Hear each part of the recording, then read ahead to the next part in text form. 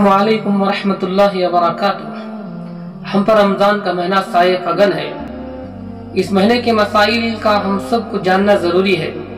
سب سے پہلا اہم مسئلہ یہ ہے کہ روزہ کس چیز کا نام ہے؟ روزہ صبح صادق سے لے کر غروب آفتاب تک یعنی سورج ڈوبنے تک تمام خواہشات سے، کھانے پینے، ہم بستری وغیرہ سے رکنے کا نام روزہ ہے۔ اور روزہ فرض ہونے کے لیے کیا شرائط ہیں؟ 3 شرائط ہیں۔ نمبر 1، مسلمان ہونا ضروری ہے، کافر پر روزہ فرض نہیں۔ نمبر 2، عقل مند ہونا ضروری ہے۔ نمبر 3، بالغ ہونا ضروری ہے۔ اگر تینوں شرائط، ان تینوں میں سے کوئی ایک شرط بھی نہ ہو تو روزہ فرض نہیں۔ مثال کے طور پر کوئی آدمی مسلمان ہے اور مجنون ہے، عقل مند نہیں ہے، دیوانہ ہے اور بالغ بھی ہے تو اس پر روزہ فرض نہیں۔